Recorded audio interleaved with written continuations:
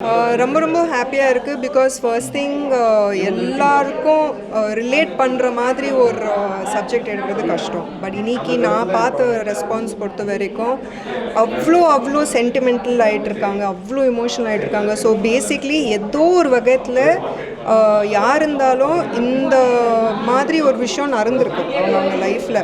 So ஏன்னா சொல்கிறாங்களே காசின்னு ஒன்று ஐடென்டிஃபை பண்ணிவிட்டு நிறைய விஷயங்கள் வெளியே வரனால ப்ரெஸ்க்கு தெரிஞ்சு போச்சு, பப்ளிக்கு தெரிஞ்சு போச்சு. பட் அந்த மாதிரி எத்தனை காசி அன்ஐடென்டிஃபைடாக இன்றைக்கி சுற்றிட்டுருக்காங்க. ஸோ அவங்க லைஃப்பில் அதை பாதிக்கப்படும் போது அதுக்கு என்ன பண்ணலாம், அதுக்கு எப்படி நம்ம இந்த மாதிரி சுச்சுவேஷன் வரக்கூடாது, அதுக்கு என்ன பண்ணலான்னு சொல்லிட்டு ஒரு படம் பண்ணும்போது I am very happy to be a part of it. Okay. So இந்த காலத்து பெண்கள் எந்த அளவுக்கு அவேர்னஸாக இருக்கணும்னு நீங்கள் நினைக்கிறீங்க மேம்? கன்ஃபார்ம்டாக 200% அவேர்னஸாக இருக்கணும்னு நான் நினைக்கிறேன். ஏன்னா அவ்வளோ நாட்டு நம்மளது ப்ரொக்ரெசிவ் ஆகிட்டு இருக்கு, அவ்வளோ நிறையா விஷயங்கள் நடக்குது. So being aware is very important. It's almost equal to being safe. So awareness தான் ஃபஸ்ட்டு, அங்கேருந்து தான் நெக்ஸ்ட்டு நம்ம என்ன பண்ணணும் என்ன பண்ணக்கூடாதுன்னு ஒரு விஷயம் இருக்குது. ஸோ அவேர்னஸ் தான் ஸ்டெப் நம்பர் 1. ஓகே. ஆனால் இங்கே இருக்கிற நிறையா மக்கள் சொன்னது இந்த மாதிரி ஆட்கள் எல்லாம் கையில் கிடச்சா அவனை நிற்க வச்சே சுடணும் அப்படின்ற மாதிரியெல்லாம் சொன்னாங்க. உங்களோட ஒப்பீனியன் என்ன மேம்? இந்த மாதிரி ஆட்கள் எல்லாம் நீங்கள் பார்க்கும்போது என்ன பண்ணுவீங்க? Capital punishment. Okay, that is only my opinion.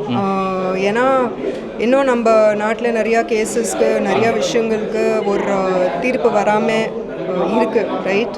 But if you see countries like Saudi Arabian countries and Dubai and all, அங்கே ஓப்பனாக பனிஷ்மெண்ட் கொடுக்குறாங்க, ஓப்பனாக கேபிட்டல் பனிஷ்மெண்ட் கொடுக்குறாங்க. எது இருந்தாலும் from small case to even a rape case, எது இருந்தாலும் there is an open punishment that is given. அது நம்ம நாட்டில் இன்னும் வரல.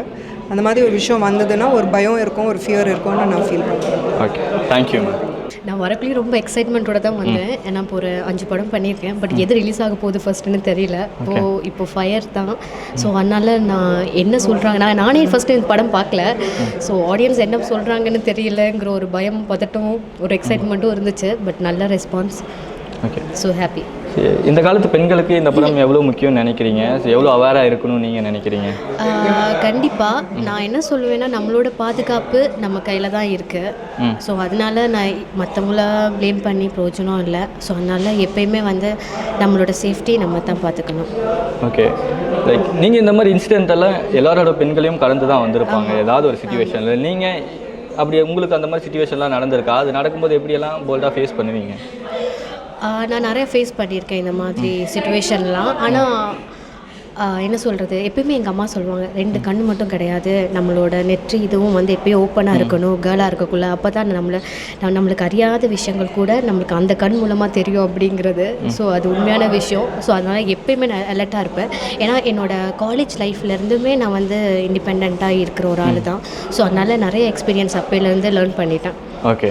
ஆனால் இங்கே நிறையா மக்கள் அவங்க ரிவ்யூ சொல்லும்போது இந்த மாதிரி ஆட்கள் எல்லாம் கையில் கிடைச்சா சும்மாவே விடக்கூடாது அப்படின்ற மாதிரி அவங்களோட கோபத்தை சொன்னாங்க. மேபி லைக் உங்களோட ஒப்பீனியன் என்ன? இந்த மாதிரி ஆட்கள் எல்லாம் உங்கள் கையில் கிடைக்கும்போது என்ன பண்ணுவீங்க? என்ன சிரிக்கிறீங்க? இல்லை, ஆஃப் தி ஸ்க்ரீன் தான் நான் சொல்லுவேன். திடீர்னு கேட்கக்குள்ள என்ன சொல்லுவேன், ஏதாவது இடக்கு முடக்கா சொல்லிட்டேன்னா சொல்லுங்க. இடக்கு முடக்கா ஒன்றும் பிரச்சனை இல்லை. இல்லைங்க, நான் இந்த மாதிரி ஆட்கள்லாம் கையில் கிடச்சிட்டா இதுதான் சான்ஸ்ன்னு ஏறி மிதிச்சு மிதிச்சு அவன் உயிரை எடுத்துருவேன் நான். அந்த மாதிரி தான். ரைட்டுங்க. இதுக்கப்புறம் உங்கள் பக்கத்துலேயே யாரும் வரமாட்டாங்க நினைக்கிறேன். இல்லை, இதை விட அப்புறம்னா இன்னும் பேசலாம். ஆனால் இப்போ எதுவும் பேச முடியல. ஹிண்ட் மட்டும் கொடுத்துருப்பாங்க. ஹிண்ட் ஆக்ஷனில் ஹிண்ட் மட்டும் கொடுத்துருப்பாங்க. நாங்கள் கொடுத்துருக்கோம். வேணாங்க, அப்புறம் இதை கண்டென்ட்டாக எடுத்து போட்டுருவீங்க. காசின்ற கேரக்டர் மேலே இருக்க ஒரு கோவம், அவங்க கோவத்தை நான் என்னோட எப்படி சொல்கிறது, ஒரு ட்ராஃபியாக தான் பார்க்குறேன். கொடுத்த வேலையை கரெக்டாக பண்ணியிருக்கேன், கரெக்டாக நடிச்சிருக்கேன்னு நினைக்கிறேன். ஸோ நானுமே இன்னும் படம் பார்க்கல. அவங்க எப்படி ரியாக்ட் பண்ண போகிறாங்கன்னு எனக்கு தெரியாது. நான் இன்னும் படம் பார்க்கலங்க. எனக்கு முன்னாடி அவங்க படம் பார்த்துருக்காங்க. ஸோ அவங்க வெளியே ஒரு பக்கம் கோமா இருந்தாலும் இன்னொரு பக்கம் செம்மையாக நடிச்சிருக்கீங்க, சூப்பராக நடிச்சிருக்கீங்க.